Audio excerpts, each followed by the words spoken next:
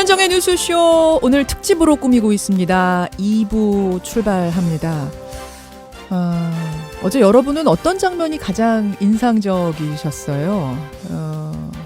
군사 분계선을 넘어간 트럼프 대통령에게 조금만 더 걸어가 볼까요? 라고 제안하는 장면도 참 파격적이었고, 자유의 집으로 향해서 예상에도 없던 긴 회담을 나누는 모습도 인상적이었고, 나오면서 김정은 위원장 활짝 웃으면서 문 대통령하고 얘기 나누는 모습도 인상적이었고, 참 세기의 이벤트였습니다. 그런데 이게 하루의 쇼로 그치지 않으려면 그 다음 성과들이 이어져야 할 텐데, 자, 어떤 이야기들을 50분간 나누었을지, 그리고 이 다음엔 무엇이 기다리고 있을지, 우리는 거기에서 어떤 역할을 해야 될지 2부에서 조금 더 이야기를 나눠보겠습니다. 사실 좀 비판적으로 보는 쪽에서는 안 좋은 얘기도 나와요. 남북미가 만난 거 겨우 4분이다. 4분 환담뿐이었다. 북미가 만날 때 문재인 대통령은 빠져 있었던 거 아니냐. 그리고 준비가 안 된 만남이었기 때문에 비핵화 얘기는 못했고 북미 실무협상 재개만 합의한 정도다. 그러면 이거는 뭐 하노이 전으로 돌아간 정도지 이게 뭐 대단한 거냐라고 조금 비판적으로 보는 시각도 있습니다. 또 트럼프 대통령의 재선 쇼에 우리가 판 깔아준 거 아니냐? 이런 보수지의 논평도 나오는 아침입니다. 어떻게 생각하세요? 여야의 얘기를 좀 들어봐야 되겠습니다. 잠시 후에 여야 두 분 모시고 이 이야기 허심탄회하게 더 나눠보죠. 50원의 단문 100원의 장문 유료 문자 샵 1212 카톡 레인보우 그리고 유튜브까지 열어놓고 출발합니다. 엄마, 이가탄. 친구야. 아버님, 이가탄. 많은 분들이 이가탄을 복용하고 계십니다. 잇몸병엔 이가탄. 먹어보면 확실히 달라집니다. 이가탄. 아시죠? 이가탄. 기다림, 날카로운 바람에 휘청이고 거친 물살에 휩쓸려도 흔들리지 않는 단 하나, 조용히 차오르는 열정적 기다림. 낚시, 열정을 깨워라. Throw your insight. Zanka. 건설기계 수출기업 시텍 배석호 대표입니다.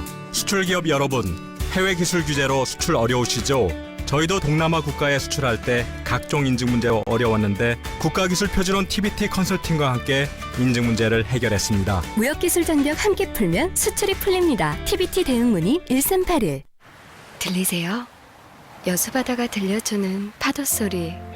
바다와 함께 책을 읽고 바다가 준 선물로 식사하고 저녁 노을 속으로 떠나는 요트 세일링까지. 한화가 만들고 바다가 완성한 리조트 호텔. 하나리조트 여수 벨메르. 예, 주말 동안 벌어진 정치권 이슈를 다뤄보는 월요일의 코너가 있죠. 정치 토크. 근데 오늘은 특집으로 준비를 해봤습니다. 여야 중진 의원 두 분이 나와 계세요. 먼저 더불어민주당 우원식 의원 어서 오십시오. 네, 안녕하세요. 우원식입니다. 우리 우 의원께서는 4.27 판문점 남북 정상회담 때 그때니까 원내대표 지내셨던 거죠. 네, 네, 그렇습니다. 그때. 네. 누구보다 이 상황들을 정확하게 그 만남도 기억하고 계실 테고 어제의 그 만남을 보는 느낌도 더 색다르셨을 것 같고.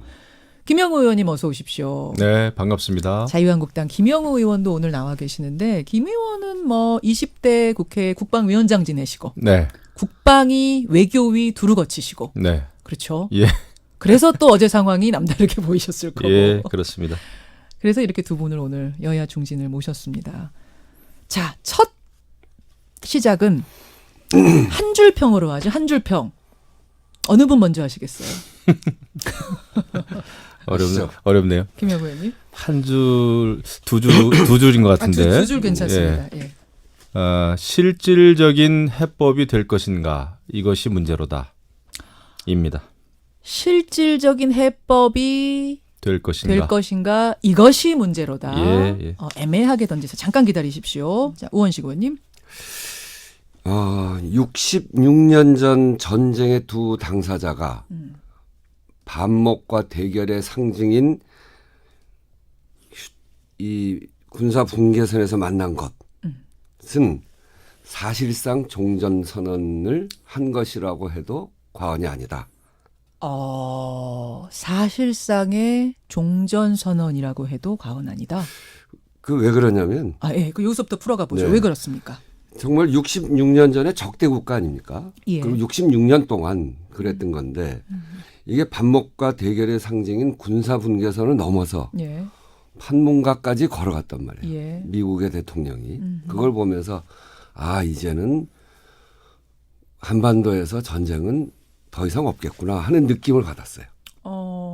아니 그러다가도 또 왔다 갔다 막 하잖아요. 잘 가다가도 또 판이 깨지기도 하고. 뭐 그럴 수도 있는데 예. 벌써 판이 한번 깨졌었잖아요. 하노이에서. 하노이에서 판이 깨졌음에도 불구하고 양 정상 간의 신뢰를 버리지 않고 예. 그것도 판문점에서 세 분의 정상이 만나고 예. 또 미국의 대통령이 북한으로 넘어가서 예. 판문각까지 걸어가고 예. 이것은 그야말로 반목과 대결의 상징을 평화의 상징으로 바꾼 그야말로 세계 평화를 위한 위대한 날이라고 기록이 될 겁니다. 나중에 이번에 세 정상이 만난 그 환하게 웃는 그 사진 예. 그거는 20세기가 냉전의 시대였다면 예. 20세기의 냉전의 시대가 어떻게 끝났는가를 기록할 때 그 사진이 쓰여질 거예요. 세계적으로. 세계사책에 쓰여질 만한 장면이었다. 그렇죠. 그 세 사람의 환담. 세계사적인 그런 사건입니다. 사건이다. 이게 결과를 어떻게 낼 것인가 이런 걸 다 이야기하지 않아도 예. 한 장면으로 다 말할 수 있는 그런 사건이 어제 만들어진 거죠. 게다가 군사분계선 넘을 때요. 어제 트럼프가 경호원 한 명 없이 넘어갔죠. 그렇습니다. 저는 그게 사실은 그냥 볼 때는 흘려보냈는데 나중에 생각하니까 경호원 한 명, 수행원 한 명 없이 그냥 넘어서 상당히 한 1분여를 걸어갔다 왔다는 거는 이거는 사실 의미로 따지자면 상당하다라는 느낌이 들었는데 역시 우 의원도. 그런데 김 의원님. 예.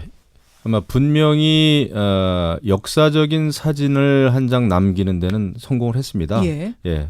그 사진 자체는 역사적이에요. 의미 있습니다. 예. 그것을 부인할 수가 없죠. 미국 현직 대통령으로서 처음 북한 땅을 밟았고 거기는 정말 그 정전협정을 조인했던 장소 아닙니까? 그렇죠.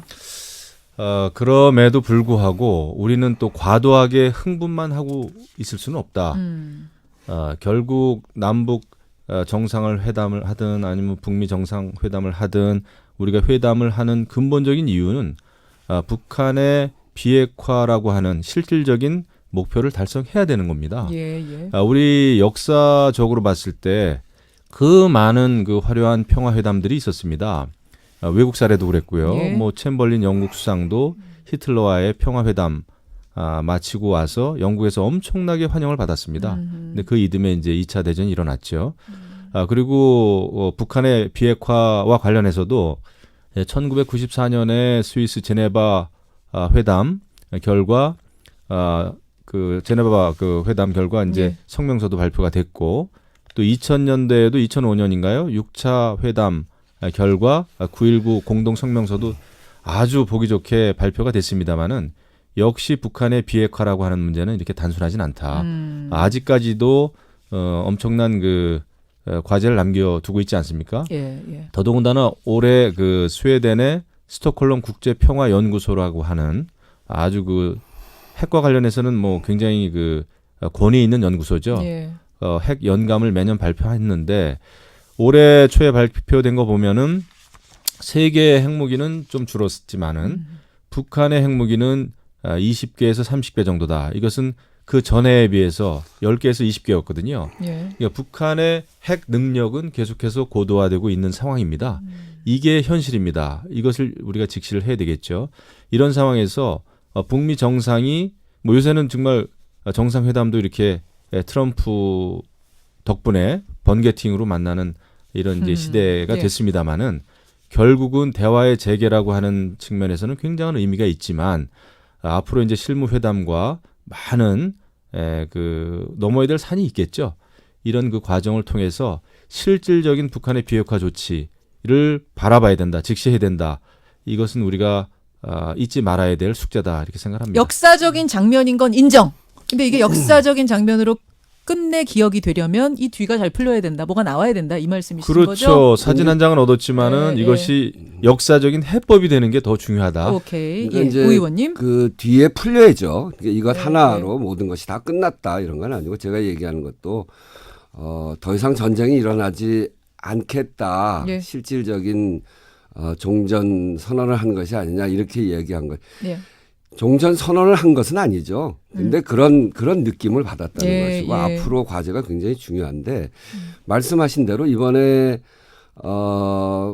판문점에서 북미 정상이 만날 수 있는 거 아닌가 하는 생각은 G20을 거치면서 이제 그 트럼프 대통령이 방한하는 그런 네. 과정에서 양쪽의 서신을 교환하면서 그런 느낌은 좀 있었습니다만 그렇죠.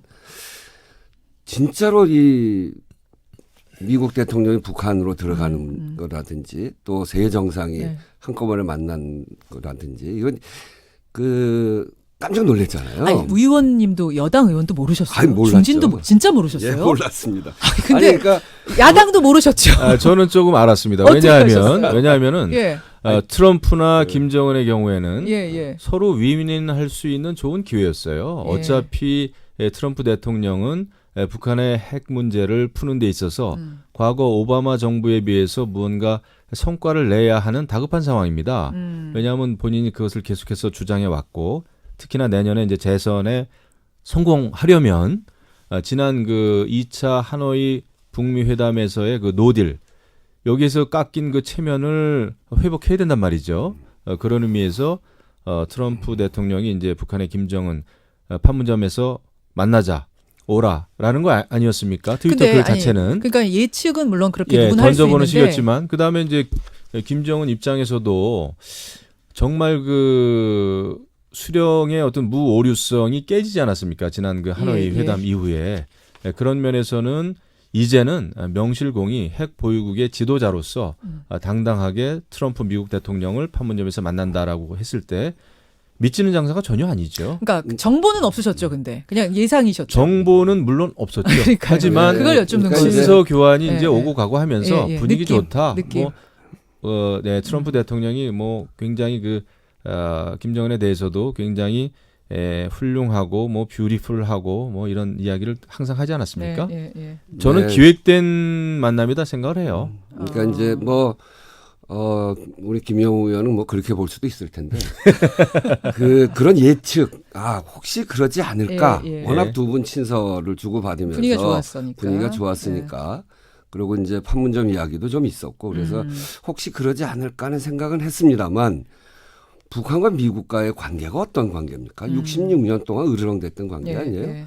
그분들이 판문점 군사 분계선 앞에서 만난다. 북한으로 들어간다. 거기에 또 그 삼국의 3정상이 함께 만난다. 이런 건 그게 정말 가능할까? 정말 초현실적인 사건이거든요. 그렇죠. 어제도 미국 기자 한 분이 그걸 보면서 리얼리?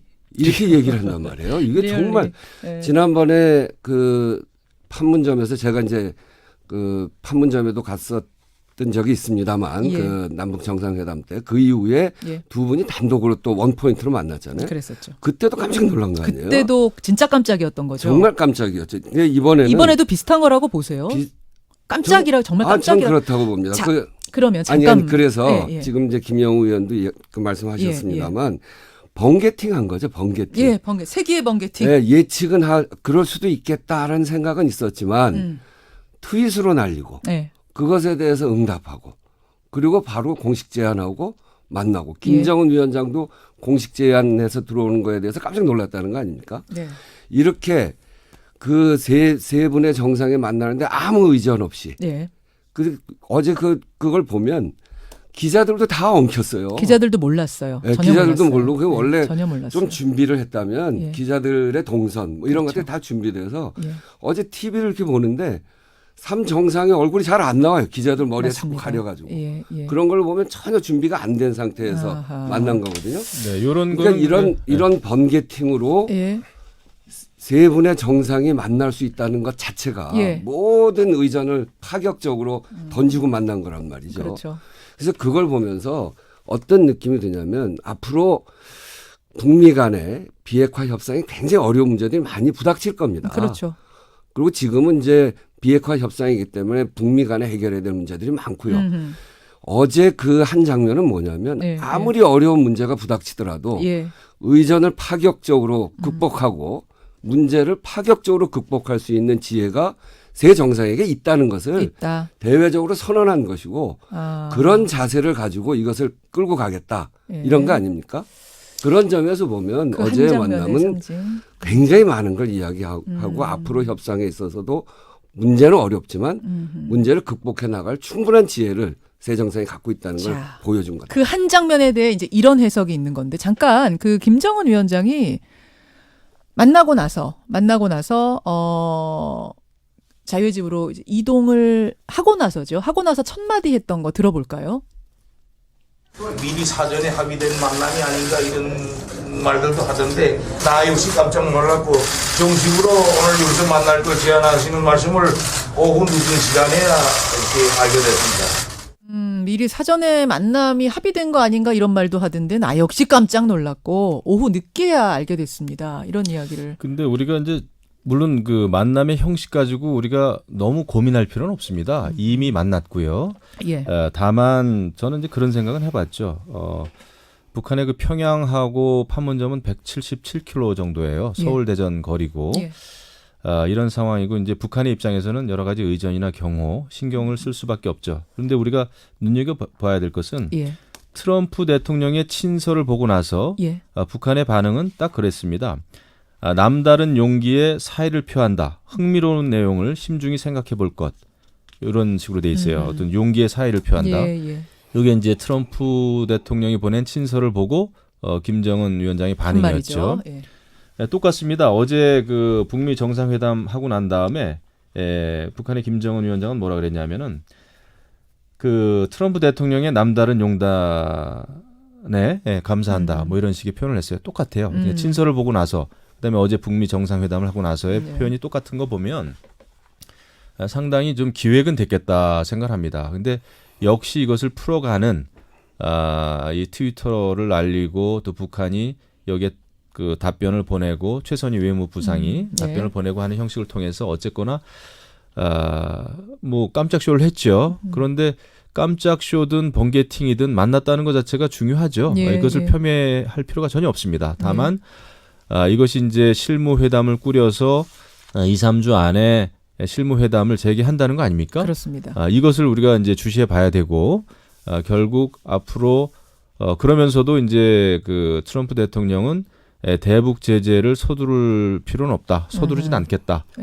이런 또 이야기도 분명히 했고 포괄적인 합의가 목적이다라는 얘기도 했습니다. 이렇게 봤을 때는 이 기존의 북한과 미국의 입장에서 봤을 때 그 북한의 비핵화를 풀어나가는 데 있어서의 입장 변화는 아직까지 변화된 것은 사실은 없다. 없다고 아직까지는. 아니, 어제 우리 발표만 안 했을 뿐이지 50분 동안 상당히 뭔가 얘기가 있었을 거라는 게 아까 추측이죠. 일부 전문가들의 얘기예요. 그것은 53분 동안 무슨 이야기가 오고 갔는지는 전혀 알 길은 없는데 제가 말하는 거는 북미 정상 어제 회동 53분 회동 이후에 미국 그 트럼프 대통령의 그 기자 간담회 뭐 스탠딩 저거지만은 했을 때 포괄적인 합의가 목적이라 그랬고 그다음에 대북 제재 서두를 필요 없다라고 분명히 못을 박았어요. 그랬기 때문에 우리가 이제 숙제를 남겨뒀다 이겁니다. 크게 달라진 건 아닌 것 같다고 보신다는 말씀. 저는 이제 중요한 변화가 있다 이렇게 생각해요. 지난번 하노이 회담에서 양 정상이 결렬된 거에 가장 중요한 거는 서로 이제 이 비핵화와 그 북쪽에 대한 제재 이거를 풀어가는 방식이 서로 달랐던 거거든요. 미국은 포괄적 합의, 빅딜 한 방에 한 방에 끝내자. 그리고 니네가 그렇게 하면 우리가 이렇게 하겠다 이거였잖아요. 그거에 비해서 북한 쪽은 스몰 딜 단계적으로 하나하나 하자. 스몰 딜로 하고 행동 대 행동으로 하자. 우리가 한 만큼 상응 조치를 해라 이런 거죠. 거기에 대해서 문재인 대통령은 어떻게 했냐면 good enough deal 이렇게 해서 포괄적 합의와 단계적 진행 이런 거란 말이에요. 그런데 문재인 대통령이 최근 영변 핵시설에 대해서 어제도 그런 얘기를 하셨는데 영변 핵시설의 완전한 폐기 이런 거는 되돌릴 수 없는 단계로 들어가는 거다.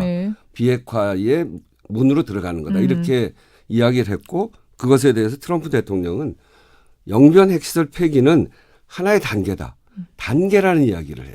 예. 트럼프 대통령이.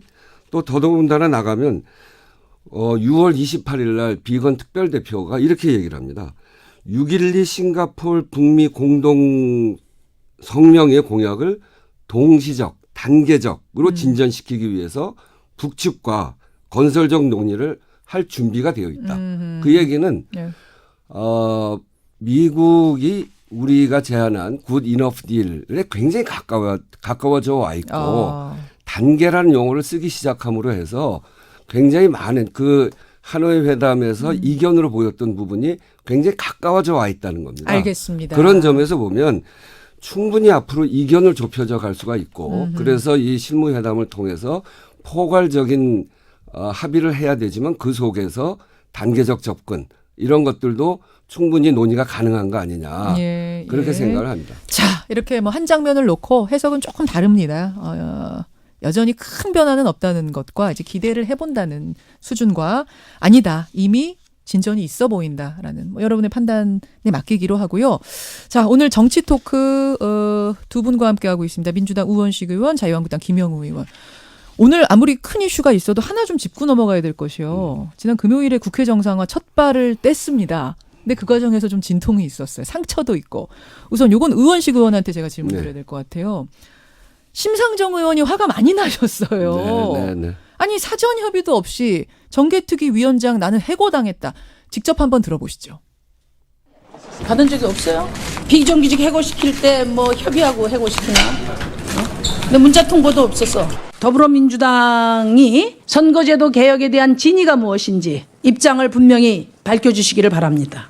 그러니까 정상화 합의하는 과정에서 사개특위 정개특위 위원장을 민주당 한 사람, 한국당 한 사람 이렇게 하기로 합의가 된 겁니다. 자연히 정개특위 위원장 심상정 위원장이 해고된 상황. 네. 의원식 의원님 어떻게 된 건가요? 우선은 섭섭할 수 있는 상황이라고 생각합니다. 근데 이제 단지 그 위원회의 간사를 맡고 있는 김종민 의원의 말에 의하면 정의당, 예. 김종민 의원. 예. 민주당. 예. 말에 의하면 그런 상황, 우리의 고민은 이야기를 드렸고, 예. 물론 그렇게 해서 위원장을 정하는 거에 동의하지는 않은 것 같은데, 그런 고민은 전달은 된 것 같아요. 예. 근데 이제, 이런 고민인 거죠. 이 국회를 정상화시키는 게 굉장히 국민들의 여망이고 예. 빨리 그래서 추경과 민생을 다뤄야 된다. 그럼 국회를 열어야 된다. 이게 국민적 요구였잖아요. 예. 그런데 자유한국당이 우리가 보기에는 정말 자기 파괴적으로 국회를 정상화시키지 않고 있었고 국회 정상화를 막고 있는 상황에서 국회 정상화를 시키기 위한 불가피한 선택이었다. 불가피했다. 예, 그래서 어쩔 수 없이 벌어진 일이고 그런 점에서 양해가 있어야 된다 이렇게 생각합니다. 근데 이제 더 나아가서 어떤 얘기들을 하냐면 그러면은 만약 한국당이 정개특위 위원장 되면 그러면은 패스트트랙 지금 반대하고 있는 건데 선거제 개혁안은 당연히 물 건너가는 거 아니냐? 민주당 거기에 동의하는 거냐? 그건 걱정하지 않으셔도 됩니다. 민심 그대로의 국회를 만들어야 된다라고 하는 거는 촛불이 요구하는 거죠. 촛불 민심입니다. 그거에 대해서 우리가 흔들리는 것은 아니고 앞에서 말씀드린 불가피한 선택이었기 때문에 그렇다는 것이고요. 이 선거제 개편에 대해서 우리 당의 진정성에 대해서 의심하지 않으셔도 된다. 이렇게 자신 있게 말씀드릴 수 있습니다. 민주당 생각은 그런데 한국당 생각은 어떠신지요? 글쎄요. 뭐 지금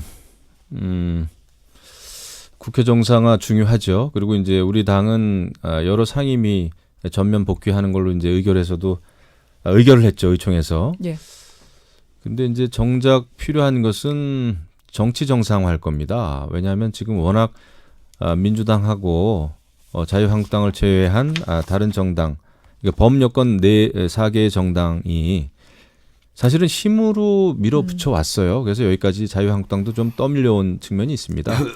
물론 국회 그 상임위가 제대로 운영이 안 되고 이런 거에 대해서는 저는 여당이든 야당이든 사실은 다 같이 책임이 있다고 봅니다. 그래서 어느 정당이 뭐 특별히 더 잘못했다. 이것을 따지기에는 사실은 우리 여야가 다 부끄러운 정치를 사실 했어요. 뭐 그것에 대해서는 저희가 좀 반성을 하고요.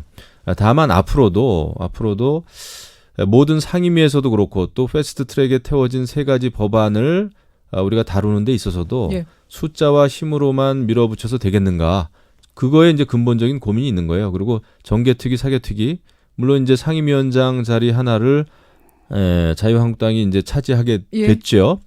그것은 어떤 의미냐 하면은 그 패스트트랙도 하나의 뭐 국회법의 일환이긴 합니다만은 예. 합의 정신을 좀 찾자 이겁니다. 그래서 우리 모든 정당이 가지고 있는 그 안에 대해서 허심탄회하게 논의, 토론을 해야 된다. 또 합의해야 된다.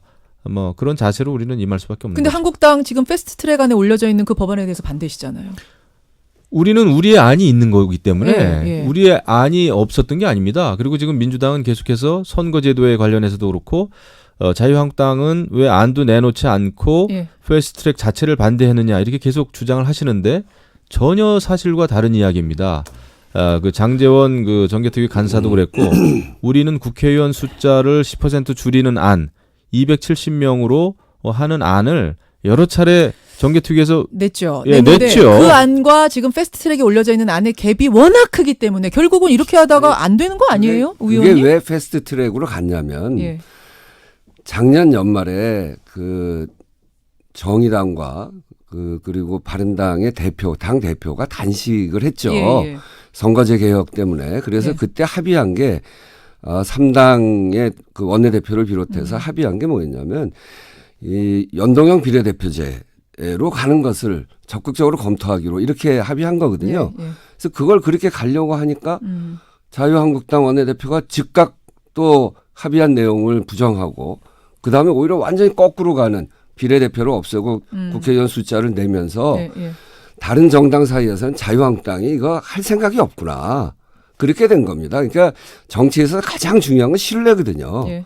근데 합의한 걸 그 다음날 잉크도 마르기 전에 없애버리고 부정하고 그러면서 자유한국당은 이런 선거제 개혁에 대해서 반대하는 정당이기 때문에 그러니까 그런 논의를 의미라면은 하자. 지금 그러니까 예. 패스트트랙이 무슨 법안을 통과시킨 게 예, 아닙니다. 예, 통과시킨 건 아니죠. 논의하자고 올린 거거든요. 네, 네. 330일 동안 논의할 수 예, 있어요. 예.